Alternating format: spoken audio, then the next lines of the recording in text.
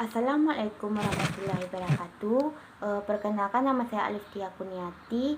Saya dari kelompok 11. Di sini saya akan mempresentasikan makalah yang berjudul tentang pembangunan hutan. Yang pertama-tama saya akan menjelaskan tentang hubungan ketergantungan manusia terhadap hutan. Manusia dan hutan memiliki hubungan yang unik, di mana manusia merupakan bagian dari ekosistem hutan itu sendiri. Hubungan timbal balik antara manusia dan hutan mempengaruhi lingkungan. Jika hutan rusak, maka kehidupan manusia terancam. Begitu pula jika manusia sejahtera, maka hutan akan terjaga atau akan lestari.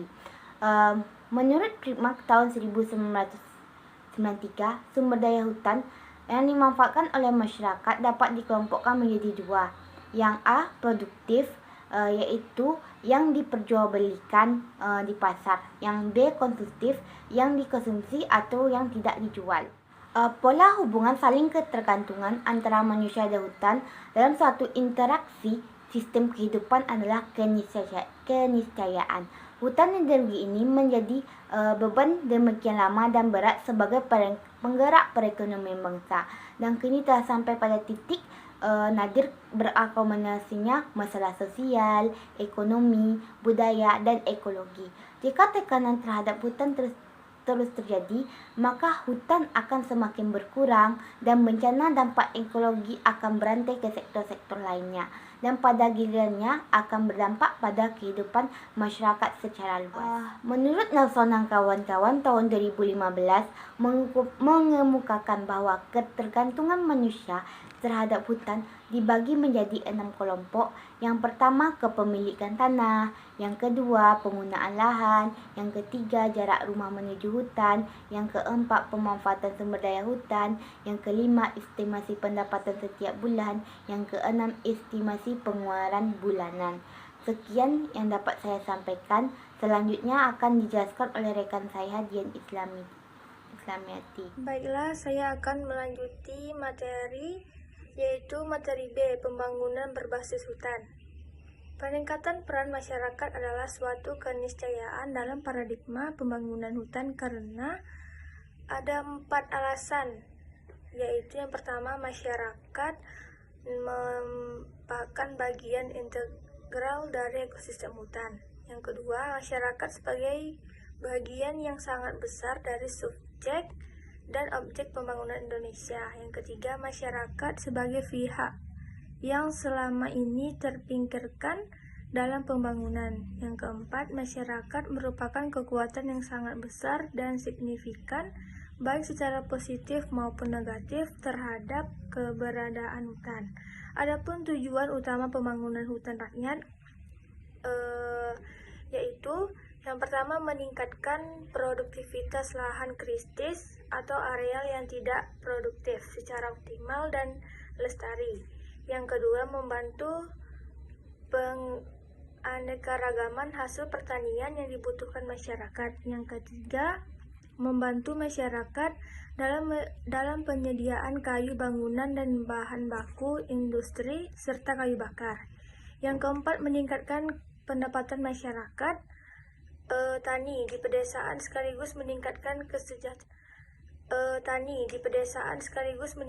kesejahteraannya. Yang terakhir, memperbaiki tata air dan lingkungan, khususnya pada lahan milik rakyat yang berada di kawasan perlindungan daerah hulu DAS. Hasil dari pembangunan hutan secara ekologis adalah daya dukung lingkungan, yakni menahan laju erosi, mengurangi bahaya banjir, dan perbaikan tata air. Sedangkan secara ekonomi dapat menghasilkan kayu rakyat sebagai suatu komoditas yang memiliki nilai ekonomis yang cukup baik. Hal ini dikarenakan dapat mengurangi masalah pembangunan sosial ekonomi penduduk di pedesaan dengan masalah lahan kritis. Dalam Simon 2004, perkembangan hutan rakyat didorong adanya beberapa faktor, yaitu faktor ekologis, faktor budaya, dan faktor ekonomi. Hal ini menunjukkan bahwa hutan rakyat bukan pilihan utama bagi masyarakat secara umum, karena kondisi lingkungan alam tidak memungkinkan untuk budidaya tanaman pertanian, atau semusim. Materi yang terakhir yakni kebijakan pembangunan kehutanan berkelanjutan. Kebijakan pembangunan dilakukan dengan berbagai cara, yaitu yang pertama, kebijakan pemerintah. Umumnya, kebijakan ini dilakukan dengan berbagai cara, yaitu yang pertama, kebijakan pemerintah. Umumnya, kebijakan ini dihasilkan pada tingkat nasional, misalnya peraturan pemerintah. Di samping itu, kebijakan dapat dilakukan pada tingkat regional atau lokal, peraturan daerah atau peraturan desa. Yang kedua, pembelian lahan yang dilakukan oleh perseorangan maupun organisasi konservasi. Sebagai contoh, sebuah kemitraan global telah mengalokasikan dana untuk mewujudkan konsentrasi hutan tanpa penebangan di Sumatera. Yang ketiga, mendukung budaya dan adat masyarakat setempat. Yang keempat, pendirian stasiun penelitian lapangan atau yang menggabungkan perlindungan hayati dan penelitian dengan pendidikan konservasi oleh universitas maupun instansi penelitian lainnya. Kerjasama antar pihak terkait merupakan cara baru untuk mendukung kawasan yang dilindungi. Kerjasama ini dapat meliputi berbagai hal, termasuk pendanaan, pelatihan, bantuan ilmiah, dan keahlian pengelolaan. Partisipasi masyarakat terhadap perlindungan kawasan tetap ada jika pengelola kawasan tetap melindungi dan melestarikan tempat dan menghidupkan mereka.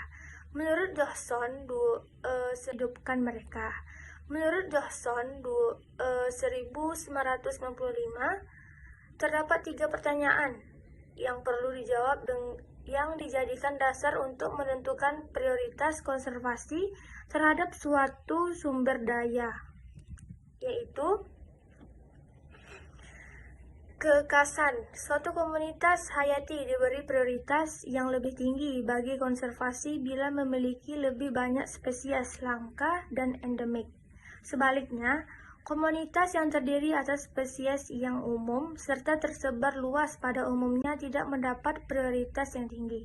Suatu spesies dapat bernilai lebih tinggi bila secara taksonomi bersifat unik. Yang B, keterancaman. Spesies yang menghadapi ancaman kepunahan membutuhkan penanganan lebih dibandingkan dengan spesies yang tidak terancam. Yang terakhir, kegunaan. Spesies yang memiliki kegunaan nyata atau berpotensi bagi manusia perlu diberikan prioritas konservasi yang lebih tinggi dibandingkan spesies yang tidak memiliki kegunaan langsung bagi manusia. Komunitas hayati dengan nilai ekonomi yang tinggi juga diberikan perhatian yang khusus.